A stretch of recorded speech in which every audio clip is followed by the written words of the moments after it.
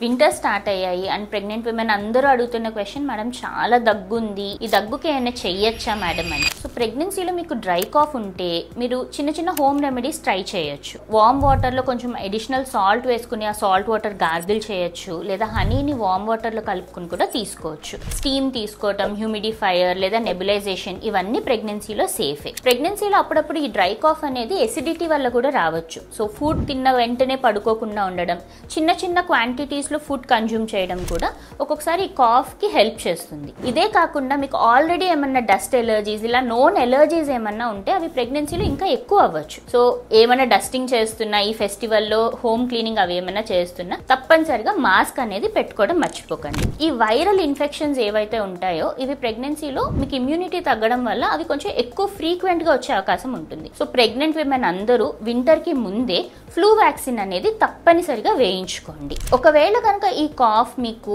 More than 7 days continue అవుతున్నా, లేదా కాఫ్తో పాటు కఫం ఏమన్నా వస్తున్నా, ఫీవర్ ఏమన్నా ఉన్నా, లేదా ఊపిరి తీసుకోవడంలో అయినా ఇబ్బంది ఉంటే ఇమీడియట్లీ డాక్టర్ని కన్సల్ట్ చేసి ఒకసారి చెస్ట్ ఎగ్జామిన్ చేయించుకుని యాంటీబయాటిక్ అవసరమేమో కనుక్కోండి. బట్ రిమెంబర్, డ్రై కాఫ్ అనేది ఈవెన్ మనం మెడికేషన్ వాడినా కూడా it might take up to 7 to 10 days మనకి సబ్సైడ్ అవ్వడానికి. సో పేషెంట్గా ఉండండి, మంచిగా ఫ్లూయిడ్స్ అవి తీసుకుంటూ ఉండండి అండ్ ఎడిక్వేట్గా రెస్ట్ తీసుకోండి.